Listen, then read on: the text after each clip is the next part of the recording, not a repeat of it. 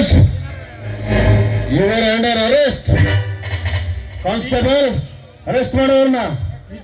ಇದೇನೋ ತಮ್ಮ, ಒಮ್ಮಿದೊಮ್ಮೆಲೆ ಸಾಹೇಬನಾಗಿ ಬಂದು ನನ್ನನ್ನು ಅರೆಸ್ಟ್ ಮಾಡಲು ನಾ ಮಾಡಿದ್ದಾದರೂ ಏನು ಹೇಳತ್ತಮ್ಮ? ಯಾಕೋ ಹುಡುಗಾಟ ಆಡ್ತಾ ಇದ್ದೀಯೇನೋ?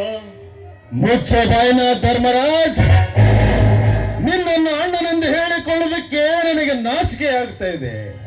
ಮಾಡಬಾರ್ದನ್ನ ಇಂಥ ಗೇಸಿ ಕೆಲಸವನ್ನ ಮಾಡಿ ಏನೋ ಗೊತ್ತಿಲ್ಲದ ನನ್ನ ತಮ್ಮನ ಮುಂದೆ ನಾಟಕ ಮಾಡ್ತಾ ಇದೀಯಾ ಧರ್ಮರಾಜ್? Constable, arrest ಮಾಡೋವನ್ನ. ತಮ್ಮ, ನಾ ಮಾಡಿದ ತಪ್ಪಾದರೂ ಏನು ಹೇಳೋ ತಮ್ಮ, ಹೇಳು.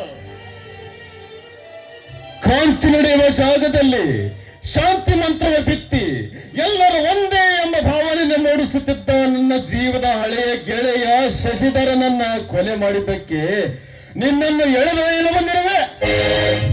ಈ ಊರಿನ ಶ್ರೀಮಂತ ಶಶಿಧರನ ಕೊಲೆ ಆಯ್ತು, ಅದನ್ನು ನಾನೇ ಮಾಡಿರುವೇನೆ.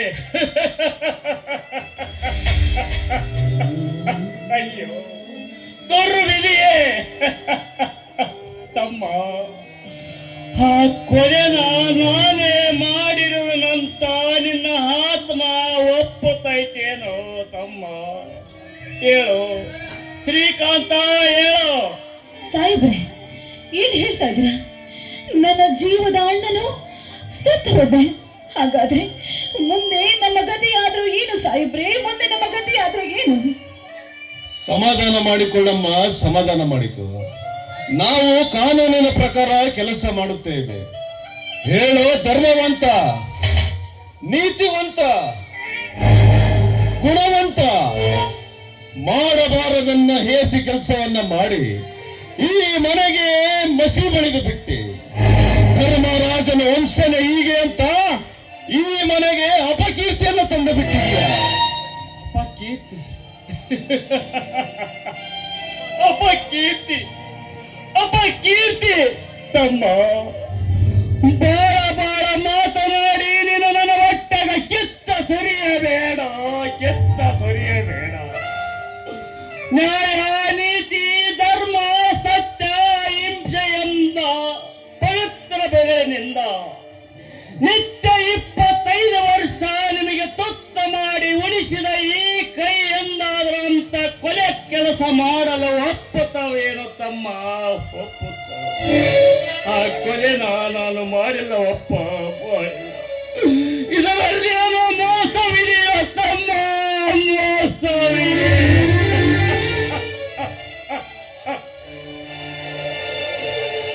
ಮಿಸ್ಟರ್ ಧರ್ಮರಾಜ್, ನಿನ್ನ ಮಾತಿನ ಒಗಟು ನನಗೆ ಬೇಕಾಗಿಲ್ಲ. ಮರ್ಯಾದೆಯಿಂದ ಒಪ್ಪಿಕೊಳ್ಳುವೆಯೋ ಅಥವಾ ಇದೇ ಪೊಲೀಸ್ ಬೆಲ್ಟ್ನಿಂದ ನಿನಗೆ ಹೊಡಿಬೇಕು? ನಿನ್ನ ಮನಸ್ಸಿಗೆ ತೃಪ್ತಿಯಾಗುವವರೆಗೂ ನೀನು ಹೊಡೆ. ಆದ್ರೆ ಆ ಕೊಲೆಗಡಕ ನಾನೇ ಅಂತ ಮಾತ್ರ ಚೊಚ್ಚಿ ಮಾತನಾಡಬೇಡ ತಮ್ಮ. ನಿತ್ಯ ಸೇವಕನಾಗಿ ಒತ್ತ ಕಳೆದು ಕಾಲ ನೋಕುವ ನಾನು ಇಂಥ ಏಸಿ ಕೆಲಸವನ್ನು ನಾನು ಮಾಡಲಿ? ಇಲ್ಲಿಯವರೆಗೂ ಈ ನಿಮ್ಮ ಅಣ್ಣನ ಗುಣವನ್ನು ಅರಿತಿಲ್ಲವೇನು? ಹಾಗಂತ ವಿಚಾರ ಮಾಡಿ ನನ್ನನ್ನು ಕಾರಾಗೃಹಕ್ಕೆ ಒಯ್ಯೋ. ತಪ್ಪನ್ನು ಮಾಡದ ಅಣ್ಣನನ್ನು ಸ್ವಂತ ತಮ್ಮನೆ ಅಪರಾಧಿ ಸ್ಥಾನದಲ್ಲಿ ನಿಲ್ಲಿಸಿದನೆಂದು ಈ ಸಮಾಜದ ಎದುರು ನನ್ನ ಮಾನ ಕೈಬೇಡ ತಮ್ಮ, ಮಾನ ಕೈಬೇಡ. ವಿಚಾರ ಮಾಡಿ ನೋಡು ತಮ್ಮ, ನೀನು ವಿಚಾರ ಮಾಡಿ ನೋಡು. ಹೌದು, ನನ್ನಣ್ಣ ಇಂಥ ತಪ್ಪು ಮಾಡುವುದಿಲ್ಲ. ಇದರಲ್ಲೇನೋ ಮೋಸವಿದೆ. ತುತ್ತು ಮಾಡಿ ಹೆತ್ತ ತಾಯಿಗಿಂತ ಮಿಗಿಲಾಗಿ ನಮಗೆಲ್ಲ ಓದಿಸಿ ಬೆಳೆಸಿ ಈ ಇನ್ಸ್ಪೆಕ್ಟರ್ ಹುದ್ದೆಯನ್ನು ಕೊಡಿಸಿದಂತ ನಮ್ಮಣ್ಣ ಇಂಥ ಕೆಲಸ ಮಾಡುವನೇ? ನಮ್ಮಣ್ಣ ಒಬ್ಬ ಕೊಲೆಗಾರನಾಗುವನೇ? ಇಲ್ಲ, ನಿಜ, ಇದು ಮೋಸವಿದೆ. ಇದರಲ್ಲೇನೋ ಖಂಡಿತ ಮೋಸವಿದೆ. ಜನಗಳ ನ್ಯಾಯ ರಕ್ಷಣೆಗಾಗಿ ನ್ಯಾಯ ಮಾರ್ಗಕ್ಕೆ ಸಮ್ಮತವಾಗಿದೆ. ತಪ್ಪು ಮಾಡಿದ ಆರೋಪಿ ಅಣ್ಣನೇ ಆಗಲಿ ತಮ್ಮನೇ ಆಗಲಿ ಎಂತ ಮಾತುಕತೆ ಆಗಲಿ ಅವರನ್ನು ಬಂಧಿಸಿ ನ್ಯಾಯವನ್ನು ದೊರಕಿಸಿಕೊಡದೆ ನೀವು ಹಾಕಿರುವ ಭಾಗ್ಯ ಕರ್ತವ್ಯ.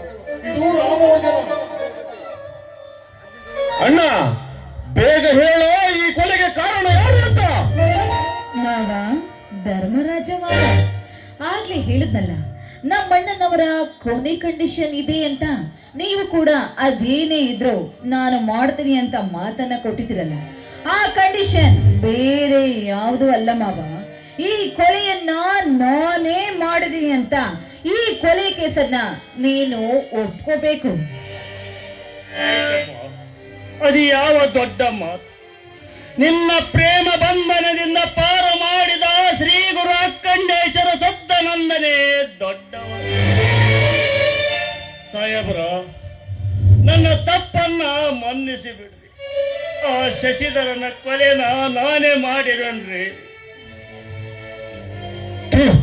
ನಾಚಿಕೆ ಗೆಟ್ಟವರೇ, ಉಂಡ ಮನೆಗೆ ಎರಡು ಬಗೆಯ ಭಂಡ ನಿನ್ನನ್ನು ಅಣ್ಣನೆಂದು ಹೇಳಿಕೊಳ್ಳೋದಕ್ಕೆ ನಾಚಿಕೆಯಾಗುತ್ತೆ. ನಮಗೆಲ್ಲ ಉಣಿಸಿ ಬೆಳೆಸಿ ಜೋಪಾನ ಮಾಡುವಾಗ ನೀನೊಬ್ಬ ಕೊಲೆಗಾರನೆಂದು ನಮಗೆ ತಿಳಿದಿರಲಿಲ್ಲ. ಸಣ್ಣವನಾದ ನಿನಗೆ ಅದು ಹೇಗೋ ತಿಳಿತೈತೋ ತಮ್ಮ.